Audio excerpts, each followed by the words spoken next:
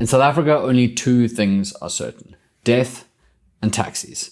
Taxis over the last 90 years have become a true mainstay of South African life, to the point now where 70% of people rely on taxis every single day. Because of my obsession with all things automotive, I decided to create a comprehensive cultural and technical tome to this secret but ever-present world. Once I finished this video, I was fairly happy that I'd done what I could with this history, and I was willing to put it to bed.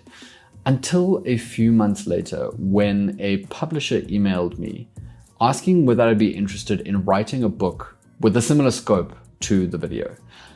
And to be honest, I was initially gonna say no. This may sound insane, like I was throwing away a huge opportunity, but the best way I can describe it is it soaks through every single facet and factor of South African life for all South Africans. So trying to write a comprehensive account of that history without years and years and years of research just seemed kind of impossible to me. I'm also someone who likes to focus on the cultural and technical sides of history, but this is such a complex and nuanced topic that it also requires one to look at the legal side of things and the sociological side of things. However, after thinking about it for a very long time, I realized that there were many problems, but they all came with one solution. And his name is Kneo Makgopa.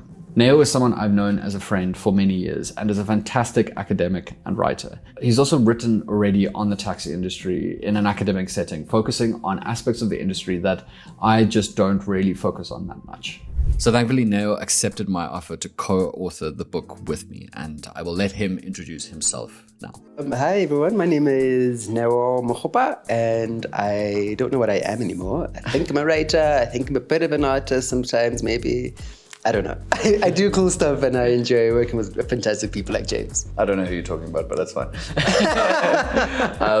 Okay, so you have written about taxis before, which is one of the key reasons why I also wanted to talk to you. But focusing on the taxi industry, kind of how it emerges as a kind of, I think like we were talking some weeks ago about like, it's a response to not only legislation, but to power more broadly, you know what I mean? Where you have these big historical trends, right? Especially in South Africa of, colonialism, apartheid, landlessness and all of that, but still these big economic kind of drivers, right? So you have to work. I think the Glenn Gray Act established this reality where in particular, black men in South Africa had to work or they would be taxed, which I find hilarious. So, what are they taxing then?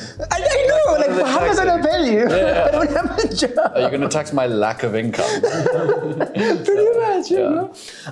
So then there's a need then for people to move to these economic places like Johannesburg, like Cape Town. But then how do people get to work? So buses were a big one. Trains were also another big one, but they were also susceptible to strikes because, when people wanted to kind of boycott, they would boycott the buses, but there's nothing to get to work. And so the taxi industry kind of emerges like in that similar kind of environment. And I'm sure you know about this as well, but... They don't. Oh, well. So I want to hear what you have to say, yeah. But moreover, when you kind of like trace it down into the later histories of it, how violence gets kind of built into the industry in very particular ways, and how they end up about a date when the government could see that this thing's not going to last, you know what I mean?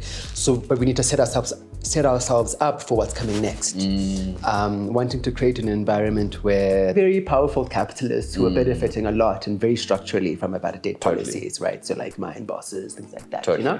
So I wanted to create an environment where they will still have some kinds of power, but wanting to also destabilize the power structures of the ANC and other kinds of structures, the IFP, and similar kinds of ways. I just want to say to whoever's watching, this is exactly who Kneo is.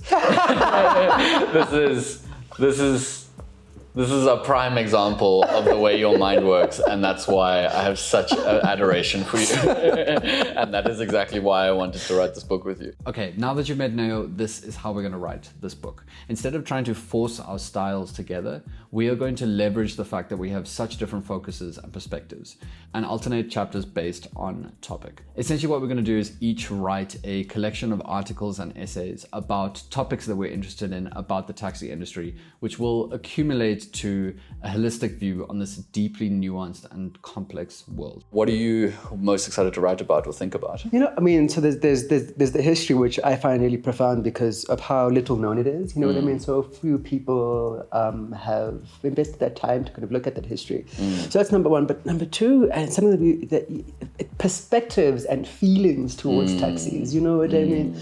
On the one hand, you have this, really shameful way, or a way of looking at taxis as a point of national shame. You know? How could we need taxis so much? It's so terrible. And look at them, they're falling apart. You know, some people describe people, especially people that take taxis, would say, this is a coffin on wheels. And then other perspectives, right? So there's black people who have these particular relationships, and then there's also white people that, like I love what you said the other day. Kind of, you're sitting at Santon on a lovely street, you're having brunch, you're sipping on a mimosa. Tashes, the Discovery buildings in the background, like the whole 9 yards. You know, you're in this jacaranda full dream. Right? It is Kumbaya City. And then there's taxi, kind of like, and they're kind of like, oh, for fuck's sakes, you're ruining this moment. You're bringing it back to some kind of reality that I don't want to confront. You know what I mean? And at the same time, in as much as, and then of course the driving, right? Like, oh, you fucking cut me off, you stopped right in front of me, you're walking the wrong lane. And for me, it's not so much about trying to correct or like shape or manage, but like reflecting on them and then saying, well, you should know this before you pass a judgment on the taxi industry that just cut you off. You should know this. Yes. You can still feel that way. Yes. But you need to know this. But I do believe that the only way to deal with that is to create a shared understanding, create a shared history, to create a shared common knowledge. We have a shared reality that we're speaking to. So a lot of this book is going to be analysis and our thoughts and feelings about this kind of stuff, but it's also going to have a fair degree of why the stuff is the way it is, and the effects of this industry on a country that is really.